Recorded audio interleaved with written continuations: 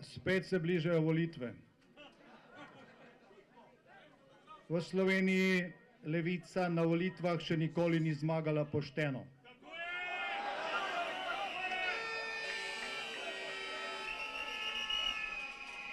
Vedno so goljufali na tak ali drugačen način, največkrat za zlorabo tako imenovane pravne države, za zlorabo sodišč.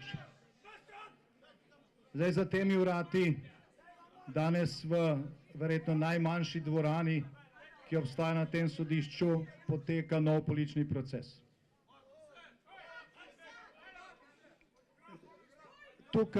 Tukaj se ne sodi samo meni. Formalno se sodi 3 ljudem. Ali kdo med vami zna našteti še ostala 2?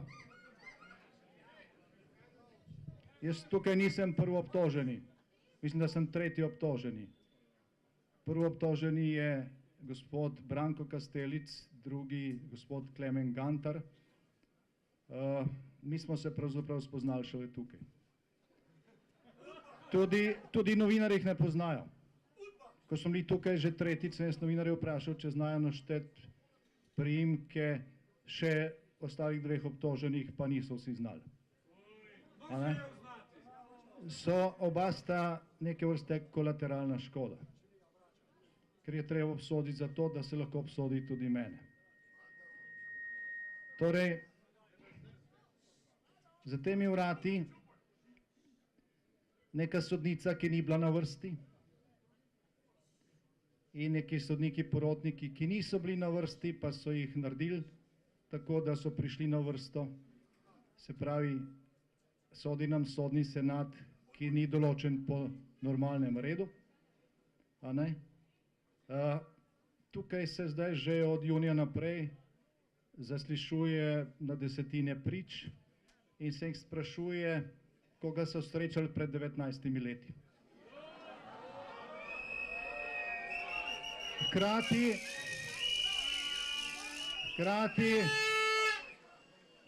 Hkrati po sodnem senatu sedi sodnik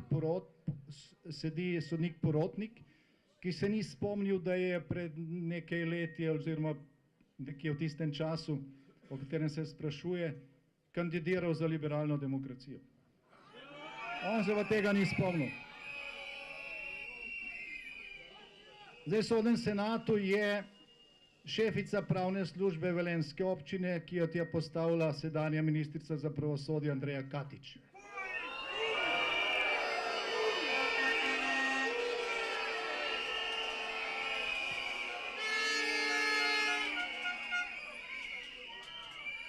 In ona je seveda najbolj neodvisna tukaj.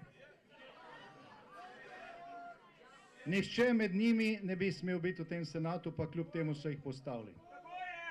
In to enostavno zaradi enega stavka, ki ste ga lahko prebrali pred dnevi, ko je nekdo razlagal, kaj mu je dejal pokojni Danilo Slivnik. Ko je pokojni Danilo Slivnik v času, ko se je začenjal drugi politični proces Patria, srečal takratnega moža ministrice za notranje zadeve, gospoda Senico, mu je ta dejal, ja, zdaj smo pa našli sodnico, ki bo obsodila Janšo.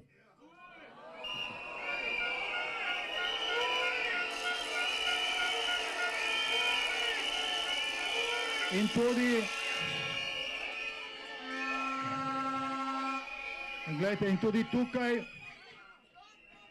tudi tukaj so postavili senat, ki nas bo obsodil. Ker sodba je bila v bistvu napisana prej, preden je to sploh prišlo do sodišča. Ne bi smelo biti ovadbe, ne bi smelo biti obtožnice, ne bi smelo biti procesa. Zdaj, ko bo nekje na nekem sodišču ta sodba zgrmela, tako kot je zgrmela Patria, se bo to vsem zdelo normalno. Ampak do takrat bomo šli najprej na ene ali pa na dvoje volitev, in to sodbo bodo potem zastarali, kot so ostale stvari, zato, da ne bi prišla do Evropskega sodišča. Ker če bi tam zgrmelo, bi to malo bolj odmevalo. Zdaj nekaj dni nazaj se je oglasila predsednica sodniškega društva. To je gospa Bergant Rakočević, ki je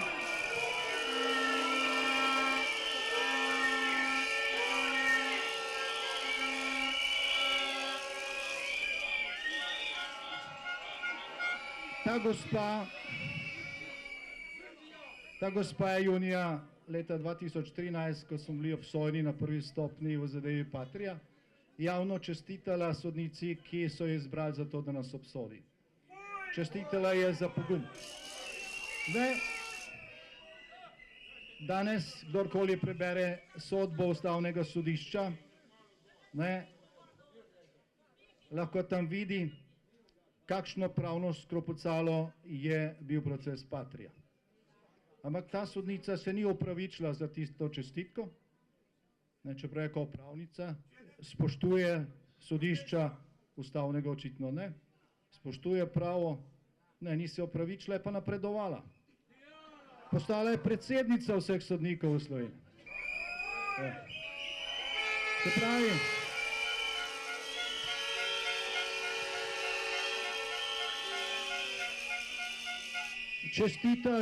čestitaš nekomu za krivo sodbo, kar je dokazano,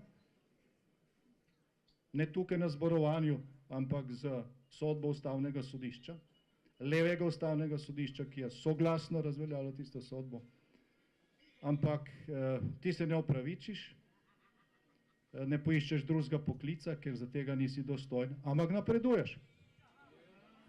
In tožilec, ki je vložil obtožnico v tej zadevi Trenta, je potem, ko je vložil obtožnico, postal, kaj mislite kaj? Postal je predsednik Društva slovenskih tožilcev. Tako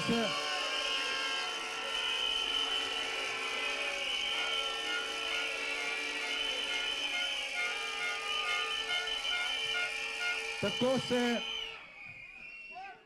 Tako se v slovenskem pravosodju napreduje. Preganja se Janšo in se napreduje. Tudi vsi ostali, mislim, da je bila ena sama izjema, ki so nas sodili v zadevi Patria, ki je pravno zgrmela na ustavni ravni, so napredovali. So napredovali na više stopnje. Nekateri so bili nagrajeni celo z nekimi funkcijami po evropskih institucijah. Vsi so napredovali. In zdaj to postavite na splošno raven. Na podlagi kakšnih kriterijev se napreduje v sistemu, ki se mu reče slovensko sodstvo. Se pravi, bolj krivo sodiš, bolj napreduješ. In zato imamo...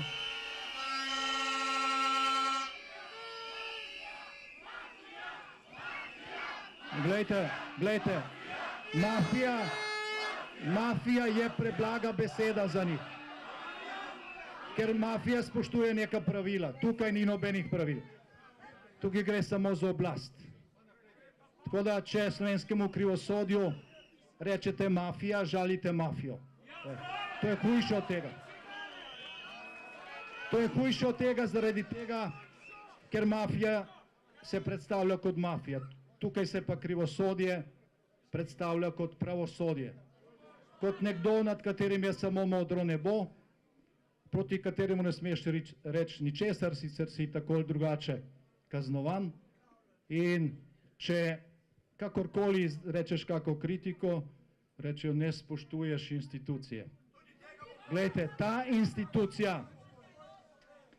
institucija je v sami špici po številu sodnikov v Evropski uniji.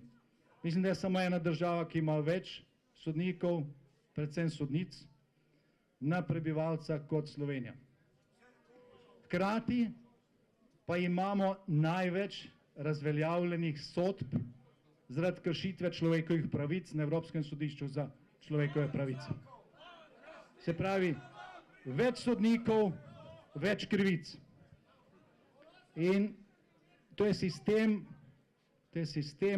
ki je glavna ovira za to, da Slovenija še vedno ni postala tisto, za kar smo glasovali na plebiscitu pred dobrimi 3 desetletji. In dokler tukaj ne bomo sposobni izvesti reforme, ne bo ne demokracije v Sloveniji, ne boljše prihodnosti, ne vladavine prava in ne enakih vatlov za vse.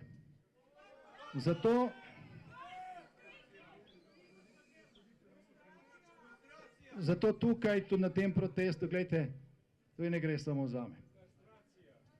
Gre za vse tisoče, 10 tisoče, ki so v zadnjih desetletjih utrpeli krivico na slovenskih sodiščih. Jaz sem bil pred 7 leti v zaporu, na Dobu in Puščavi. Jaz sem tam srečal reveže, za katere nihče ni protestiral, ki so bili tam, že ko si prvo stran njihovih sodb prebral, po krivici.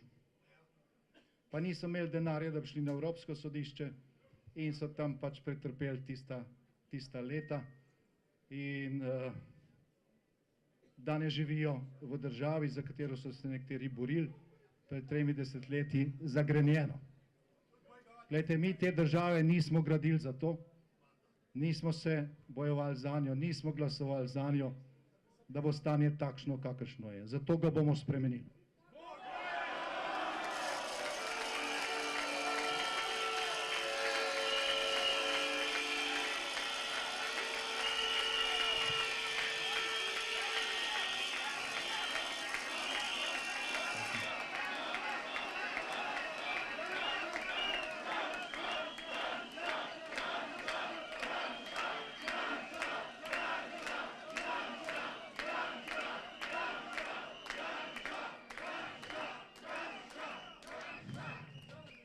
Zdaj neki listini izpred stoletij, ki govori o neodvisnosti Združenih držav Amerike, piše približno takole.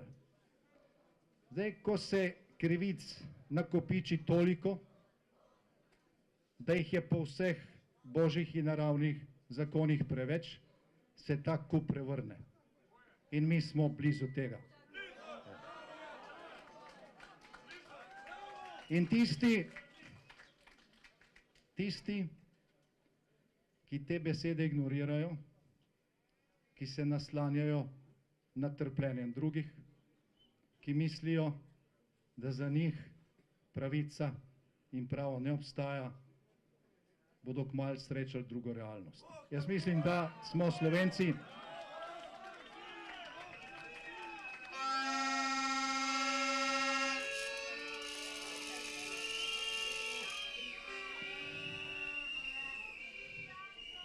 Slovenci smo marsikaj, med drugim tudi zelo potrpežljivi. Tudi v bivši državi smo trpeli desetletja. Ustvarjali bogatstvo, ki se je odlivalo po Savi navzdol. Trpeli zasmehovanje, poniževanje na zahodnih mejah, ko smo šli po kavo, ki je tukaj ni bilo, zaradi cvetočega socializma. Ampak na neki točki je bilo dovolj. In smo rekli ne, in tudi četrta najmočnejša vojska v takratni Evropi nas ni ustavila. In nas tudi slovensko krivosodje ne bo. Absolutno.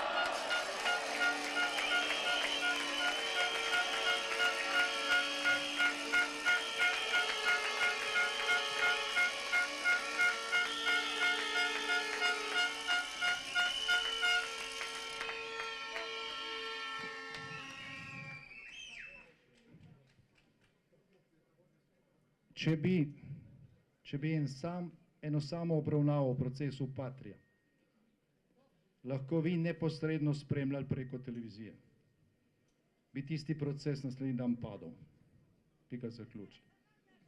Če bi eno samo sojenje tukaj lahko vi spremljali neposredno in slišali to sodnico, ki se norčuje iz prava, potem bi bilo to jutri zaključeno.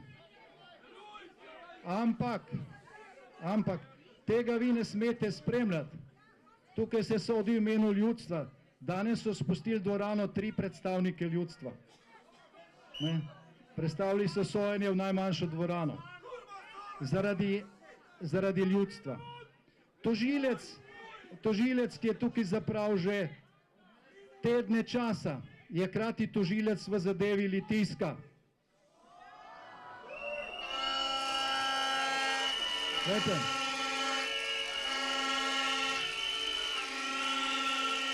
pred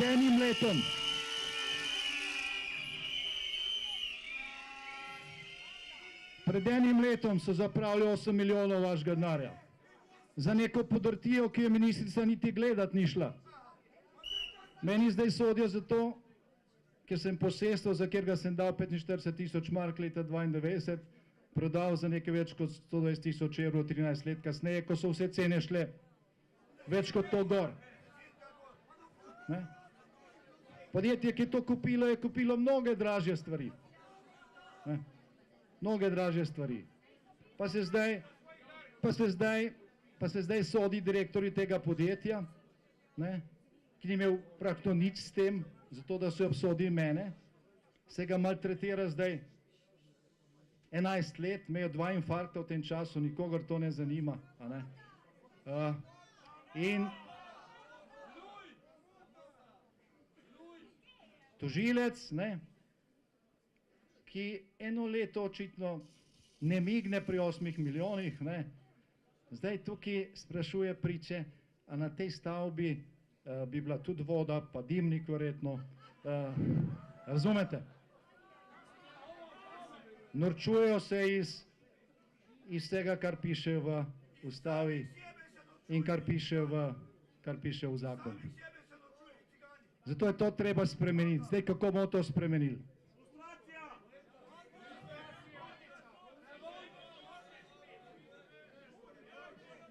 Oziroma najprej 2 stavka, zakaj smo tukaj. Tukaj smo zato, ker sodniki, ki jih je nekoč imenovala partija, enostrankarska diktatura, ker so tisti sodniki sami izbirali svoje naslednike. Nobene reforme ni bilo, nobenega reza. Smo edina država, v kateri je bilo temu tako. In zdaj hočejo to zacementirati. Predlagana je ustavna sprememba, po kateri bi se zdaj sodnike imenovala tajno. Zdaj se vsaj v Državnem zboru razpravlja o predlogih, ne. Pa je bil kakšen tudi že zavrnjen, čeprav so ga potem še enkrat predlagali. Ampak mogoče kdo ni bil predlagan tudi zaradi tega, ne, da ne bi bila razprava o njem. Zdaj hočejo to spremeniti tako, da bi sodni svet, v katerem imajo sodniki itak večino, ne, imenoval direktno še naprej naslednike in bi ljudstvo, v imenu katerega se sodi, to prebralo v Uradnem listu, potem ko bi predsednica države ta imena objavila. To je zdaj predlog. In ta predlog zdaj visi na enem glasu v Ustavni komisiji in na nekaj glasov, za katere so se nekoč zmenili z Novo Slovenijo, da jih bo prispevala za ustavno spremembo.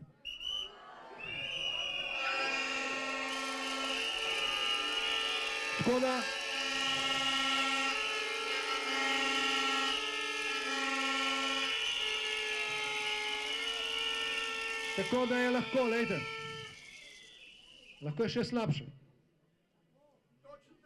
Lahko je še slabše, ampak kot rečeno smo na točki, ko se je ta piramida krivic enostavno podrla. Ne bo šlo tako več naprej. In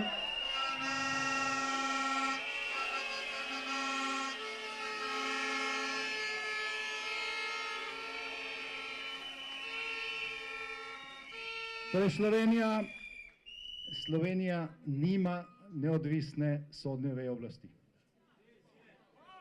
Ima veje oblasti, ki je hrbtenica globoke države, ki je glavni inštrument za to, da je tranzicijska levica praktično večno na oblasti, tudi takrat, ko nima vlade, ker ima druge institucije.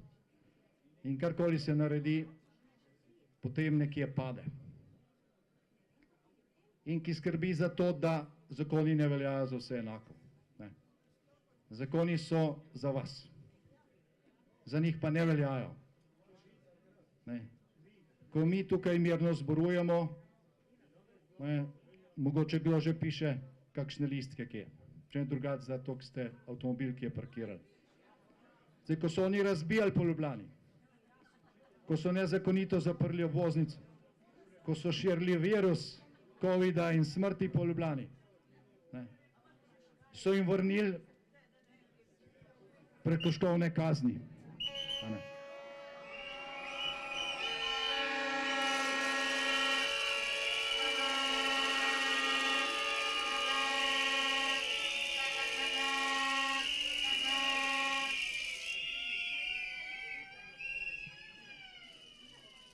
Torej, kako to spremeniti? S tem, kar si večina predstavlja pod besedo reforma, no way. Ne bo nič od tega. To zgradbo je treba postaviti na novo. Na novo. In da zdaj ne bomo še mi takšni, kot so oni, pa vse metal v isti lonec. Glejte, v slovenskem sodstvu so tudi posamezniki in posameznice, da me ne bo spet kdo obtožil seksizma, a ne, ki ne sodijo krivo. Ki ne sodijo krivo. Ki v primerih, kjer sodijo, ravnajo pošteno. Ki pa se nadaleč izognejo sojenju v zadevah, ne, ki se jih lasti tranzicijska elita. Se izločijo, bežijo stran, ker vedo, da jih sicer čaka usoda sodnika Radonjića. Ta si upal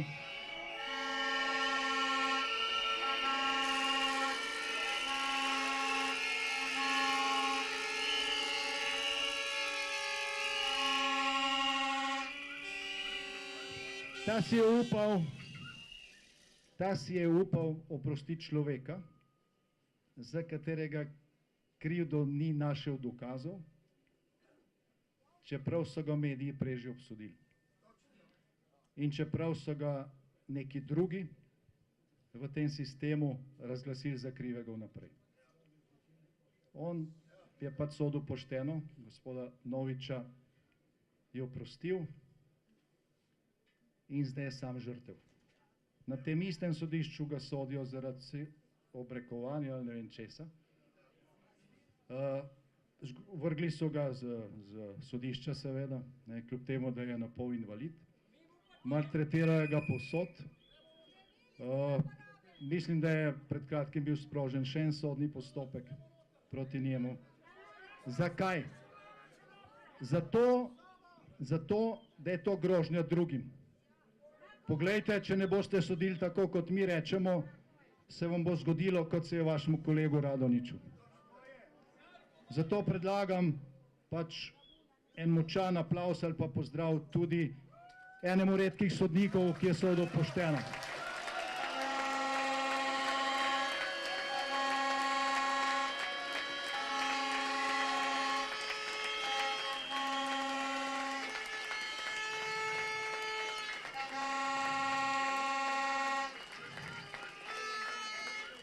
No, glejte, in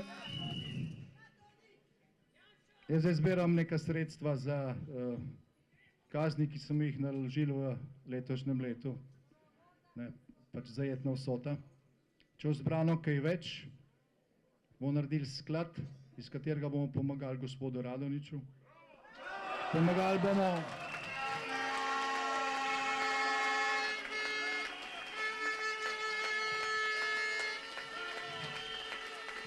bomo ostalim, ki se znajdejo v bližnjih procesih, ne vem, če tukaj vsi vemo, ampak mislim, da ima več kot polovica mojih kolegov iz prejšnje vlade takšne ali drugačne sodne postopke. Nekateri zato, ker so reševali življenja, pa jih krivijo, ker, ne vem, niso počakali nekaj dni zaradi nekega paragrafa. Pri drugih so se izmislili najbolj banalne zadeve. Enega ministra preganjajo zaradi ene nočitve v hotelu, eno ministrico tudi nekaj podobnega. No, hkrati pa v vsem tem času 2 let, ko imajo nekateri škarje in platno v rokah, še vedno niso ugotovili, kdo je predsedniku vlade ukradel identiteto in odprl račun v Romuniji. To pa ne, zato pa ni časa.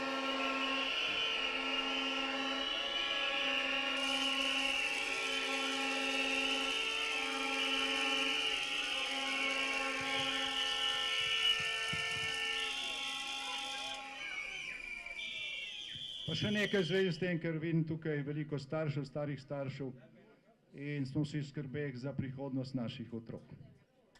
Ko smo v času COVID-a merili, ko so pristojne inštitucije merile vsebovanost ali pa okuženost odpadnih voda po slovenskih mestih z virusom COVID-a, se je takrat odkrilo, da je v odpadnih voda slovenskih mest tudi ogromno mamil. V Ljubljani in še nekaterih krajih, tudi v Celju, so bile te koncentracije na nivoju tega, kar odkrivajo v Milanu ali v drugih evropskih mestih, kjer je zasvojenost z drogami velikanski problem. Vsi mi mislimo, da večji kot v Sloveniji. No, pogledajte, kaj se dogaja pri sojenju organizatorjem mamilarske mafije v Sloveniji. Zamudijo se roki, nekatere se malo spusti pa pobegnejo. Saj ni čudno, nekaj dni nazaj je bilo objavljeno vest, da sta ljubljanski župan in predsednik vlade zborovala v lokalu enega od organizatorjev. Zdaj in potem si predstavljajte,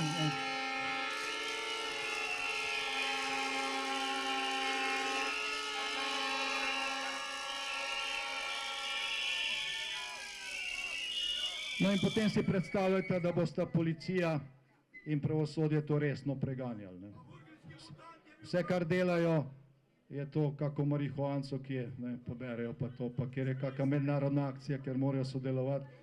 Drugače je pa Slovenija pod to oblastjo in ob takšnem pravosodju raj za mamilarsko mafijo, ki neposredno ogroža prihodnost naših otrok in prihodnost te države in tega naroda. Torej, to zborovanje danes je začetek upora proti krivosodju, ki bo trajal, dokler bo treba.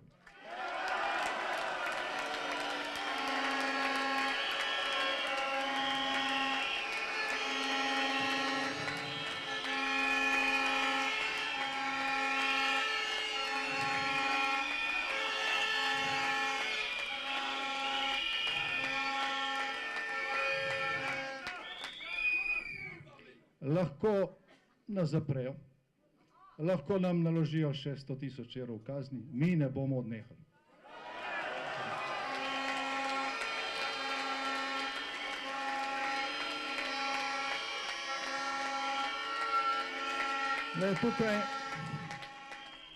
Tukaj smo danes v veliki meri spontano zbrani tisti, ki se ne damo prestrašiti. In teh ljudi v Sloveniji je bistveno več, kot bi si nekateri želeli. Bistveno več in ta množica se bo večala. Zdaj prej je rekel Zvone, kako se je Slovenska demokratska stranka okrepila v zadnjem času, ko se bližajo volitve in ko so se pritiski na nas spet koncentrirali.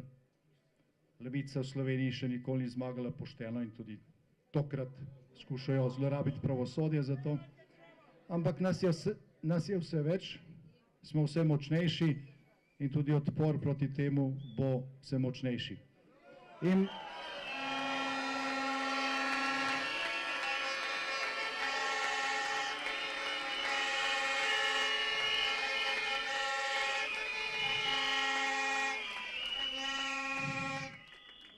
ne bo šlo pa čez noč, čeprav vemo, da se spremembe velikokrat zgodijo takrat, ko jih nihče ne pričakuje. In prvi korak temu mora biti velika zmaga na naslednjih volitvah.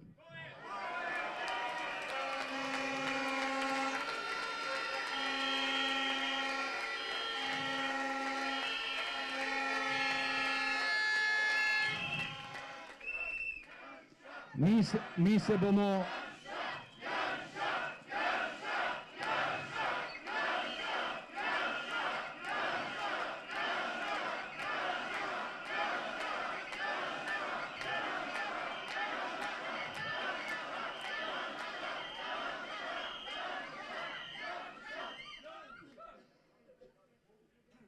Mi se bomo borili za sredstvi, ki jih dopušča slovenska ustava. Mi ne bomo zapirali obvoznic, ne bomo širili virusa, ne bomo grozili z smrtjo posameznikom, ne bomo obešali njihovih lutk, kot oni to delajo. Ne bomo se posluževali sredstev, ki so jih oni uporabili za to, da bi rušili našo vlado v času epidemije. Bomo pa glasni, bomo odločni, vedno več nas bo in nikoli ne bomo odnehali.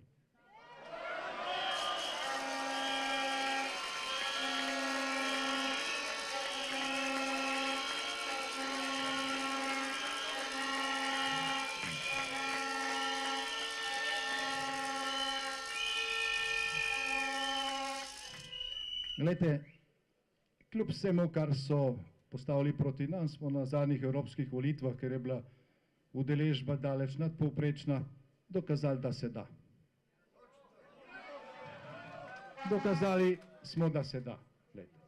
Izvolili smo Evropski parlament, več poslank in poslancev kot celotna vladna koalicija s podporo celega medijskega aparata in podzemlja skupaj. Pravi,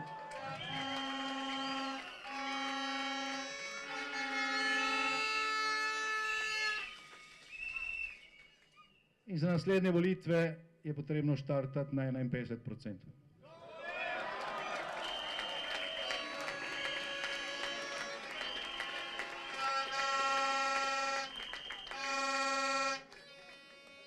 Dokazali smo, da se da, dokazali so v drugih državah, da se da, torej nobenega razloga ni za kak pesimizem. Samo plunti je treba v roke in vzeti pot pod noge in to znamo.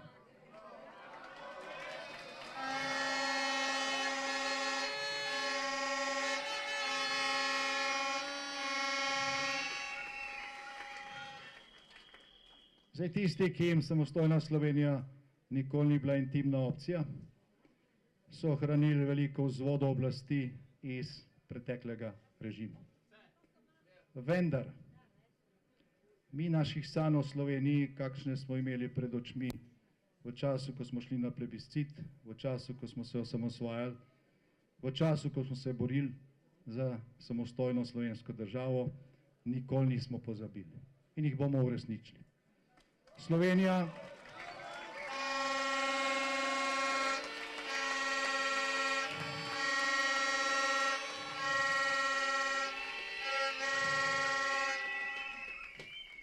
Slovenija je lahko domovina za vse, domovina enakih vatlov, enakosti pred zakonom, enakih pravil za vse. To smo sposobni doseči. Tisto, kar danes potrebujemo, je sproščena Slovenija. Je Slovenija osvobojena terorja, ostankov in privilegijev totalitarnega režima.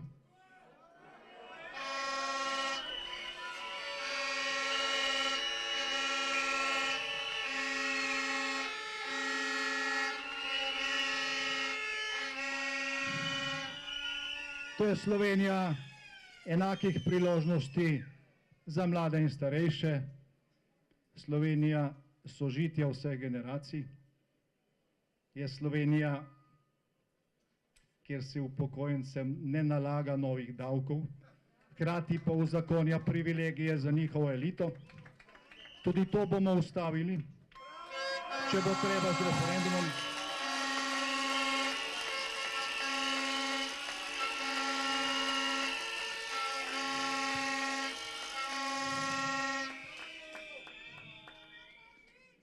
In predvsem Slovenija, v kateri bomo vsi enaki pred zakonom. Slovenija, v kateri tisti, ki delijo pravico in krivico, ne smatrajo sebe za nedotakljive. Slovenija, na katero bomo ponosni. Slovenija dostojanstva vseh, ne glede na to, ali jih imajo ali pa nas imajo za prvo ali pa za drugo razredne. in Slovenija, v kateri se ne krade dostojanstva, časa, življenja, dohodkov, pokojnin in jemlje ljudem upanje v prihodnost.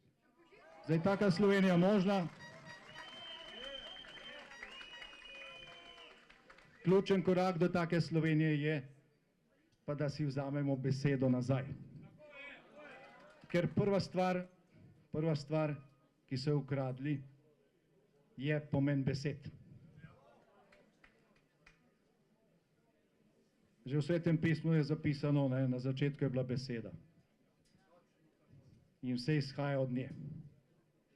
In prva stvar, ki so jo ukradli in s katero, ali pa s pomočjo katere prekrajajo realnost, je beseda, so pojmi.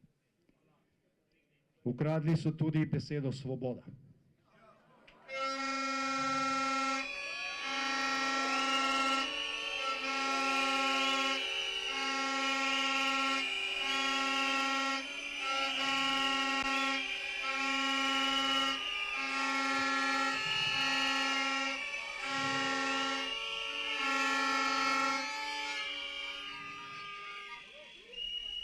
Zdaj, pred 3 desetletji in še nekaj smo se osamosvojili,